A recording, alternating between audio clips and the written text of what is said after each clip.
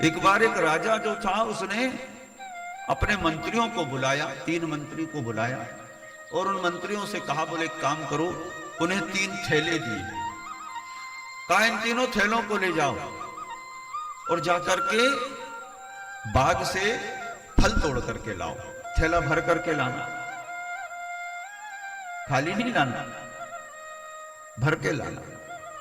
तो तीनों मंत्री जो थे ये गए और उन्होंने जाकर के वन से फलों को तोड़ना प्रारंभ किया। एक मंत्री जो था उसने तो बड़े सुंदर सुंदर ताजा ताजा अच्छे अच्छे फल उसमें एकत्रित किए, क्योंकि ये राजा ने मंगाए हैं, ये राजा के द्वारा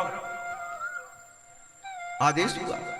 तो उसने सतर्कता से बड़े सुंदर सुंदर मीठे मीठे ताजे फल तोड़ करके अपने थैले में रख लिए, थैला भरा गया।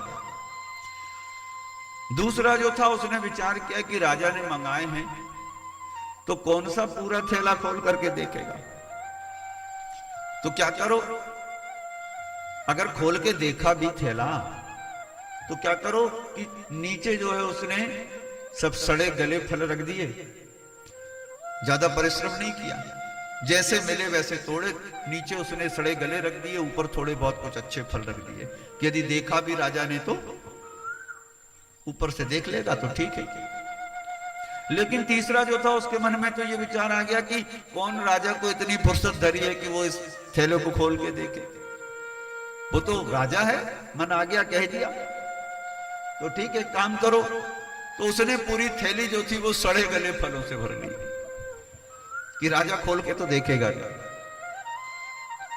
अब वो तीनों जो थे उस थैली को लेकर के आए, राजा को दिया, राजा ने वो थैली ली और वास्तव में राजा ने थैली को खोला भी नहीं। और क्या कहा उन तीनों से, सेवकों को बुलाया, सैनिकों को, और कहा बोले इन तीनों को ले जा करके अब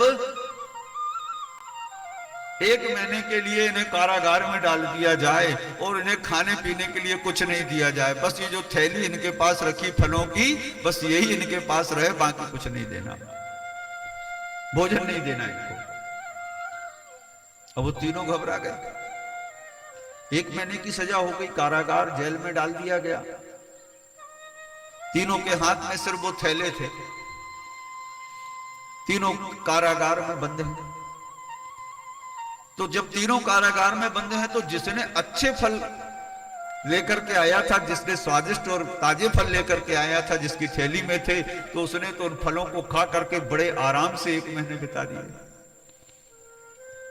बढ़िया निकल गए 1 महीने, क्योंकि ताजा फल थे, स्वादिष्ट फल थे। दूसरा वाला जिसने थोड़े से नीचे बेईमानी करी थी कि नीचे सड़े गले फल रखे थे और ऊपर कुछ अच्छे जमा किए थे राजा को दिखाने के लिए, तो उसका 15 दिन का समय तो अच्छा निकल गया, क्योंकि जो ऊपर के अच्छे फल थे वो खा करके उसने आनंद कर लिया। लेकिन जब नीचे की 15 दिन बाद का जब समय आया तो वो जो सड़े गले फल थे वो और सड़ गए थे, तो अब तो खाने की स्थिति गड़बड़ा गई, पेट भरना मुश्किल हो गया।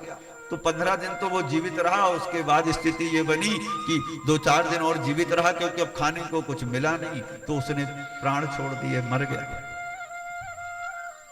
और तीसरा जिसने थैला भर के लेके आया था, जिसने ये सोचा था कि कौन राजा देखेगा, उसने पूरी थैली सड़े गले फलों से भर के रखी थी, तो उसकी स्थिति तो ऐसी बनी कि वो ज्यादा से ज्यादा 3 दिन जीवित नहीं रह पाया, जब तक श्वास चली और 3 दिन बाद वो मर गया, नमो नारायण हो गया उसका।